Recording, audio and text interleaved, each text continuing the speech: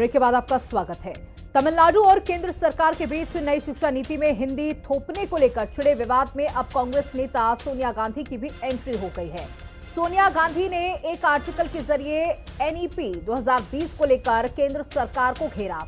सोनिया गांधी ने कहा कि शिक्षा प्रणाली का नरसंहार खत्म होना चाहिए। वहीं आरोप लगाते हुए ये भी कहा कि नई शिक्षा नीति का मुख्य एजेंडा सत्ता का केंद्रीकरण, बाजारीकरण और निवेश को निजी सेक्टर के हाथों में देना है। इसके अलावा आरएसएस और बीजेपी की विचारधारा को जबरन थोपने का भी आरोप लगाया है।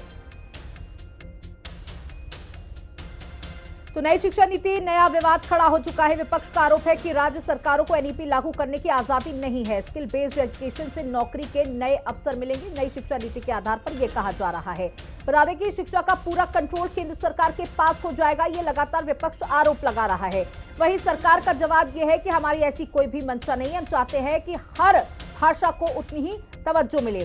सरकारी स्कूल कॉलेजों की फंडिंग घटाई, शिक्षा महंगी होगी, किताबों में आरएसएस बीजेपी की विचारधारा थोपी जा रही है। ये लगातार आरोप विपक्ष लगाता जा रहा है। वहीं छात्रों को रोजगार के लिए तैयार किया जाएगा, सरकार का जवाब ये है।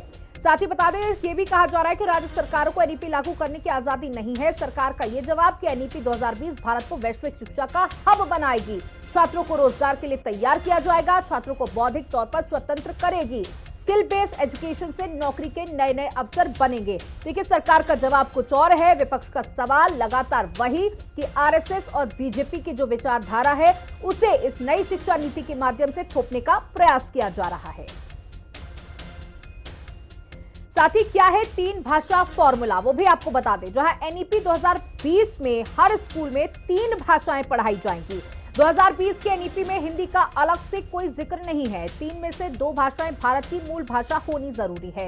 एक राज्य कोई भी 2 भारतीय भाषाएं सिखा सकता है। इन 2 भाषाओं में हिंदी या अंग्रेजी नहीं है। तमिलनाडु में फिलहाल तमिल और अंग्रेजी पढ़ाई जाती है। तीसरी भाषा हिंदी, कन्नड़ जैसी कोई भी भाषा हो सकती है। यही विवाद है।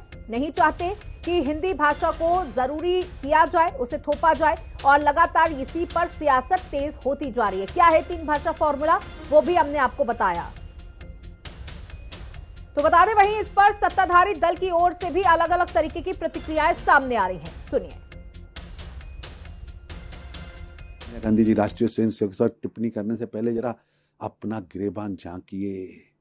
ये इटली का चश्मा उतारेंगे तो आपको ध्यान में आएगा कि नेशन फर्स्ट की सोच को लेकर राष्ट्रीय स्वयंसेवक संघ पिछले 100 वर्षों से राष्ट्रीय चेतना, राष्ट्रीय चरित्र निर्माण, राष्ट्र देवो भव, राष्ट्रीय कार्य जीवन में प्रथम है और देश की सेवा ही मेरे जीवन का उद्देश्य है। इस कार्य को सामने रखकर, इसको मंत्र मानकर लगातार निरंतर तपस्या कर रहा है।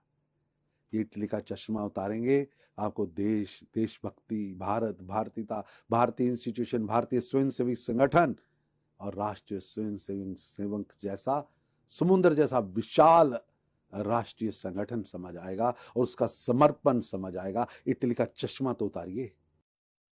देखिए, सोनिया जी को तो मैकाले की शिक्षा नीति पसंद आएगी।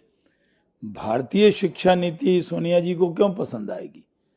इतनी अच्छी शिक्षा नीति बनी है और उस पर इस तरह का इल्ज़ाम लगाना कि कम्युनिज्म को बढ़ावा दे रहा है या बहुत चीज़ों को छिपा रहा है, ये बहुत दुर्भाग्यपूर्ण है। सोनिया जी से ये अपेक्षा नहीं थी कि वो भारतीय शिक्षा नीति का विरोध करेंगे। ये शिक्षा नीति बहुत कंसल्टेशन के बाद भारतीय परंपराओं को ध्यान में रखकर बनी है और हमें गर्व है कि हमारे। वही बता दें कि